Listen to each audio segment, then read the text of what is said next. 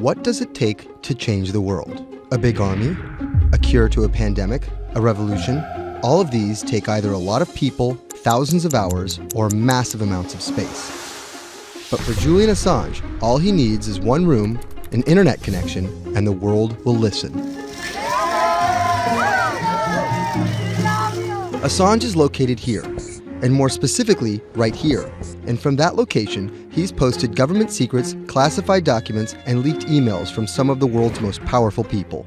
And in doing so, has been labeled a hero, a villain, a nihilist, and everything in between. This is how an Australian programmer sequestered in the Ecuadorian embassy in London became one of the most influential and notorious people in the world. Born in 1971 in Townsville, Australia, Assange has always been on the move.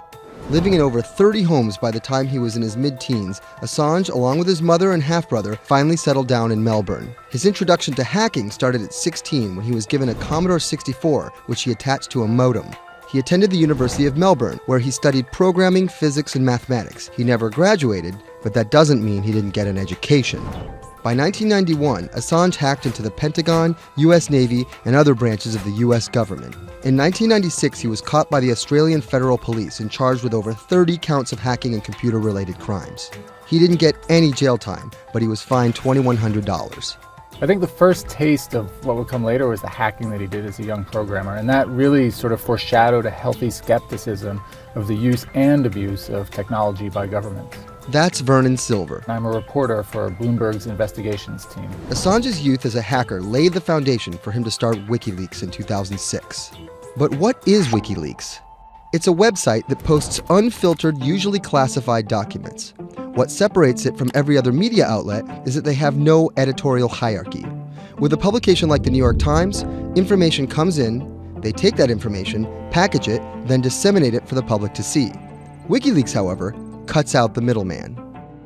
WikiLeaks gathers information, most of it given to them anonymously. So what they're doing is really very simple. They get the information in one end from who gives it to them and out the other with sometimes minimal interference. Julian Assange is the leader of that, the mastermind, the creator, and really, because he thinks of it as a journalistic enterprise, the editor-in-chief. But every story starts with a source, and Assange has some unconventional sources.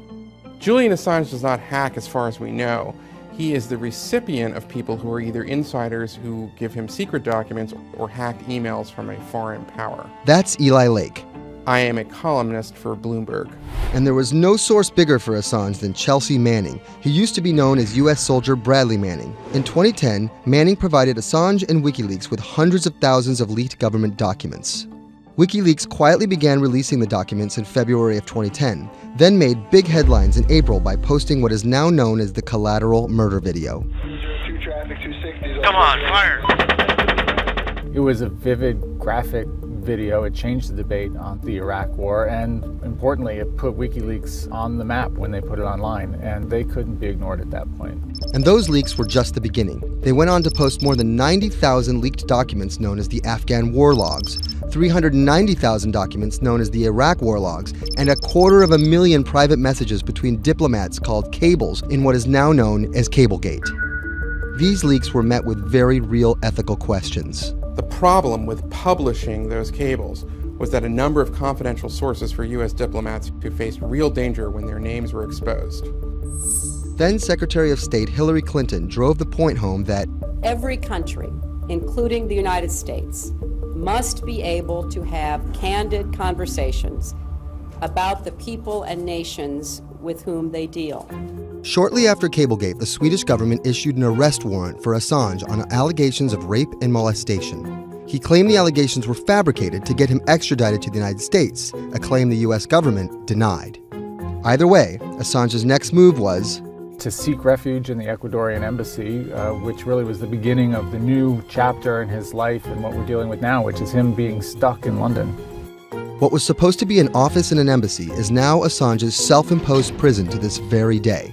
But that doesn't mean he's slowed down. Since being trapped in the embassy, WikiLeaks has released files about Guantanamo Bay prisoners, Syrian political figures, and the draft to the Trans-Pacific Partnership. And then came the 2016 US election. Thousands of leaked emails showed Democratic Party officials possibly plotting against Bernie Sanders in his race against Hillary Clinton. Over the course of 68 days, WikiLeaks released 20,000 confidential Democratic National Committee emails. In terms of the presidential race, if you look right here, when Assange released the first batch of emails, Trump actually takes his first lead against Clinton. I think we've had enough of the Clintons, in all fairness. Don't you think? Once WikiLeaks started exposing secrets of the Democratic Party, Julian Assange became a hero to many on the right. Public opinion kind of flip-flopped. WikiLeaks. From the emails, we now know Hillary Clinton's campaign manager makes risotto, and also how the DNC squashed Bernie Sanders' campaign. One thing we don't know is who gave Assange the stolen emails in the first place. Many leading Democrats say they suspect it was the Russians. They released an analysis from a private cybersecurity firm that had said it was the Russians. But Assange claims our source is not the Russian government, and it is not a state party. So this is where we stand today. The public still doesn't know who provided the emails to WikiLeaks. Meanwhile, Assange is still running WikiLeaks and still releasing documents. In March 2017, he started publishing documents from the CIA's Center for Cyber Intelligence called Vault 7. The CIA, the agency charged with finding and keeping our top secrets, can't keep its own secrets. As long as Assange has a connection to the world, no government secret will be too far from exposure. Julian Assange is still in the embassy. Maybe he'll leave, maybe he won't. Kind of regardless, his work has been done.